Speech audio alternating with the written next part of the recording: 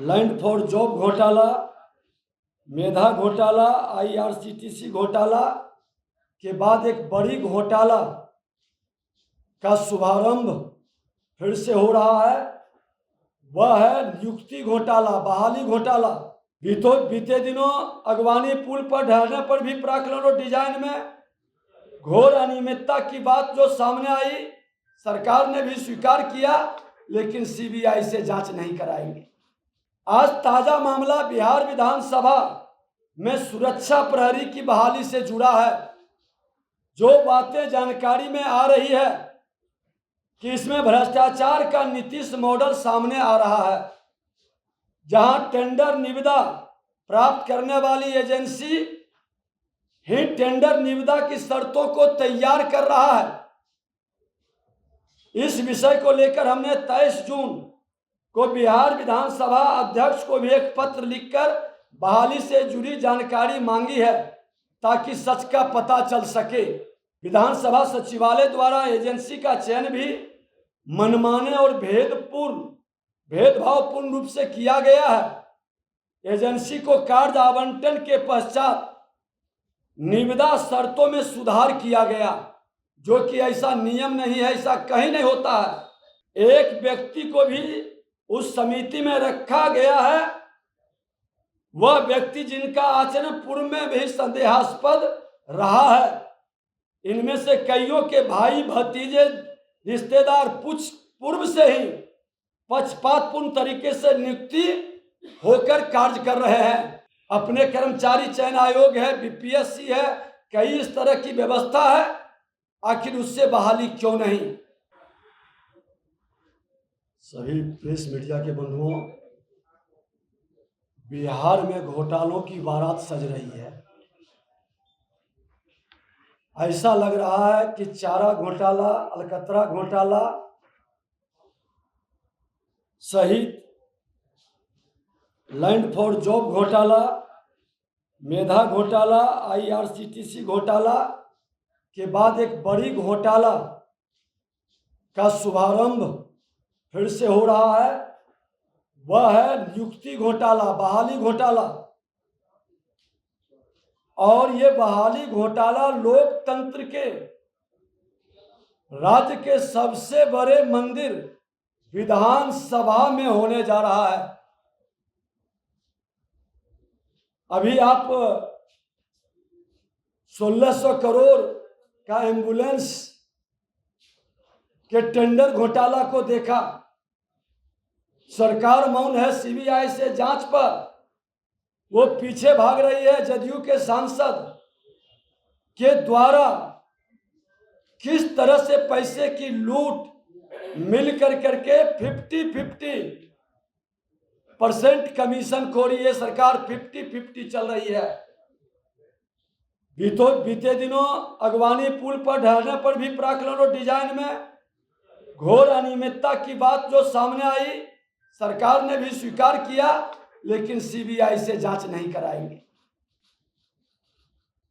आज ताजा मामला बिहार विधानसभा में सुरक्षा प्रहरी की बहाली से जुड़ा है। जो बातें जानकारी में आ रही है कि इसमें भ्रष्टाचार का नीतीश मॉडल सामने आ रहा है, जहां टेंडर निविदा प्राप्त करने वाली एजेंसी ही टेंडर निविदा की शर्तों को तैयार कर रहा है।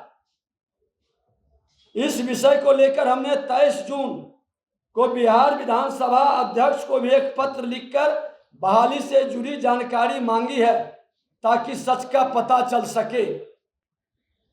बिहार विधानसभा पटना के विज्ञापन संख्या NIT नंबर 14/22 के माध्यम से सुरक्षा प्रहरी की निविदा प्रकाशित हुई है, और ऐसी सूचना मिली है कि निविदा की शर्तें चयनित एजेंसी ने बनाई है। विधानसभा सचिवालय द्वारा एजेंसी का चयन भी मनमाने और भेदभावपूर्ण रूप से किया गया है। एजेंसी को कार्य आवंटन के पश्चात निविदा शर्तों में सुधार किया गया, जो कि ऐसा नियम नहीं है, ऐसा कहीं नहीं होता है। जैसे विज्ञापन में जितना सुरक्षा राशि एजेंसी से जमा करानी थी, उसे अंतिम चयन के बाद बदलकर कम कर दिया गया। सुनने में तो आया है कि 72 लाख रुपया जमा करना था, उसको बदलकर 12 लाख कर दिया। आपने प्रारंभ में 72 लाख इसलिए रखा था कि और लोग नहीं आ सके, लोगों को रोकने के लिए, पारदर्शिता छुपाने के लिए, और बाद में आपने 12 लाख कर दिया। लोग बता रहे हैं ऐसा अधिकार किसने दिया है आपको, ताकि जो ये एनआईटी की शर्तें बनाया वो उसमें अपना उतना स्पेस और जगह रखा, उसी को मिले और वही अपने हिसाब से बहाली घोटाला का खेल खेल सके। इस चयनित एजेंसी को कार्य प्रारंभ से समाप्ति तक अलग अलग कार्यों के लिए अलग अलग समय पर भुगतान के प्रावधान की शर्तों को भी बदल दिया गया, पहले जो निकला था, और पूरी प्रक्रिया बदलकर एक मुश्त भुगतान करने का प्रावधान बना दिया गया। ये लगता है कि अब जंगल राज नहीं, गुंडा राज का हिसाब चल रहा है।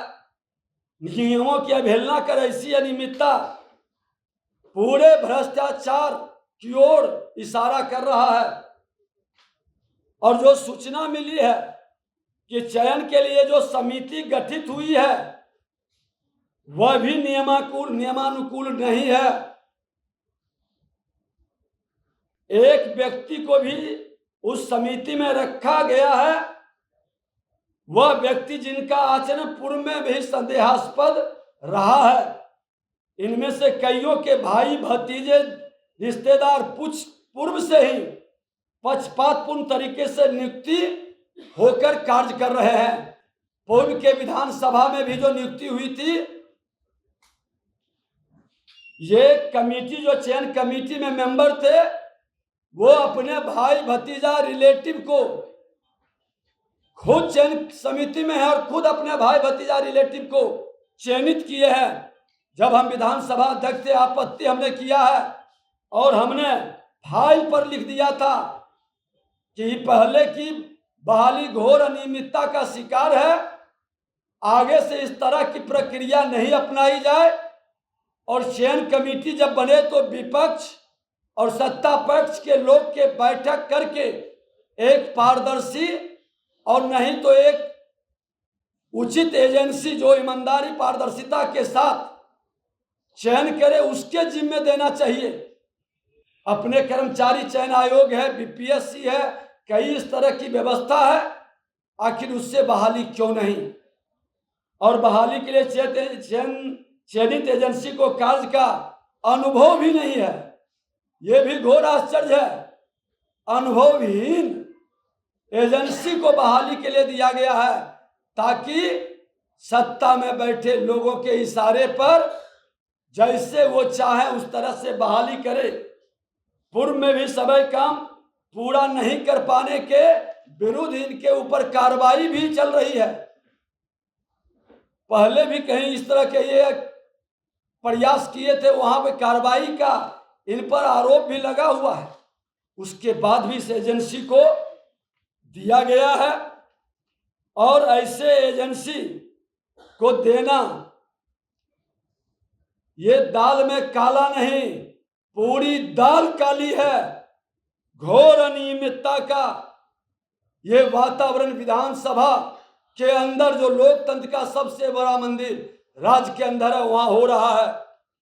बहाली के नाम पर सभा सचिवालय के कर्मियों और पदाधिकारियों द्वारा एजेंटों के माध्यम से बेरोजगार युवाओं से नौकरी के नाम पर वसूली की बात भी पूरी चर्चा में चल रही है। इसकी भी जांच होना आवश्यक है, क्योंकि कई बच्चे को ठगने का खेल शुरू होगा। आज मैं कहना चाहूंगा मीडिया के बंधुओं से कि जो खोजी पत्रकारिता को धार देते हुए इस मुद्दे को, भ्रष्टाचार की जानकारी आप प्राप्त कर सकते हैं कि सच क्या है। और जिन खोजा तिन पाइयां गहरे पानी पैठ मैं उनको जरूर सम्मानित करूंगा।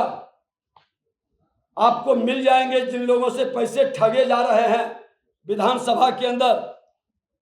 पहले भी बिहार विधानसभा में जो चयनित प्रक्रिया पारदर्शिता में नहीं होने के कारण विवाद में रहा, कई विवाद तो हमारे सामने विधानसभा अध्यक्ष के रूप में भी आया, कई पत्र आरटीआई से मांगा जिसका जवाब भी नहीं दिया गया था। निगरानी थाना में मामला भी दर्ज हुआ है, उसको लेकर के पहले से व्याप्त अनियमितता के आलोक में तत्कालिक अध्यक्ष होने के नाते हम संचिका में यह निर्णय भी दिया था कि चयन प्रक्रिया को पारदर्शी बनाने हेतु एक सर्वदलीय समिति बनाई जाए जिसके देखरेख में प्रक्रिया पूरी हो। जिस प्रकार से परिवारवाद, भाई भतीजावाद, जातिवाद और चयन प्रक्रिया में भ्रष्टाचार के योग प्रतिभावान युवाओं का चयन नहीं हो रहा है, यह दुर्भाग्यपूर्ण सुशासन के माथे पर कलंक है। मुख्यमंत्री जी का भ्रष्टाचार पर जीरो टॉलरेंस एक बेईमानी है। खोल करके ये सिर्फ नारा लोगों को सुनाने के लिए है, अंदर खाने कुछ और हो रहा है। आपको ये जानकारी दे दें कि कलकत्ता की एजेंसी है, ये NIT नंबर 14/22 है। आप निकाल करके इसको देख लेंगे और वो डिटेल भी मैं व्हाट्सएप पर डाल देता हूं, पूरा डिटेल भी, पूरी जानकारी भी इसके संदर्भ में आप वहां के सेक्रेटरी से, अध्यक्ष से प्राप्त कर सकते हैं। हम आपको भेज देते हैं। वो कलकत्ता की कंपनी है, बड़ी नई कंपनी है।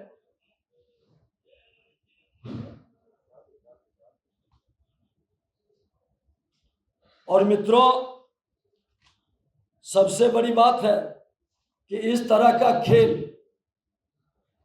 आवेदन भी मंगा लिया गया है। ये तो कुछ लोगों ने हमें जानकारी दी है, जो प्रेस मीडिया के माध्यम से हमने कहा है कि भ्रष्टाचार से संबंधित जानकारी आप हमें उपलब्ध कराएं। तो बिहार के प्रतिभा को बचाने वाले कुछ लोगों ने ये डिटेल लाया है और इस डिटेल की जानकारी, इसकी जांच की हम मांग करते हैं। ये पूरी प्रक्रिया को रद्द करके पारदर्शिता के साथ बहाली का उचित BPSC कर्मचारी आयोग पारदर्शिता के साथ इसकी बहाली हो और इसका डिटेल हम आपको उपलब्ध करा देंगे। NIT में बदलाव का किसी को अधिकार नहीं है और ये बदलाव हुआ है तो गलत है। उस बदलाव का हम घोर विरोध करते हैं। इसकी जांच की भी जरूरत है। इसमें जो लोग संलिप्त हैं उनका पिछला भी इतिहास, भूगोल जांचा जाए। उनके संबंधी कितने लोग विधानसभा में इसी तरह की एजेंसी से बहाल हुए हैं, उसकी भी जांच आवश्यक है। और मैं कह देना चाहता हूं कि सरकार अगर जो इन लोगों को बचाने का खेल खेलेगा या इस तरह का बचाव करेगा तो फिर हम PIL कराएंगे, कोर्ट के अंदर लोग जाएगा। प्रतिभा का हनन नहीं होने देंगे। मैं चाहता हूं बहाली हो, मैं चाहता हूं कि प्रतिभा का सम्मान हो, लेकिन चचा भतीजावाद कर करके पैसे की वसूली और प्रतिभा का हनन मैं कतई स्वीकार नहीं करूंगा।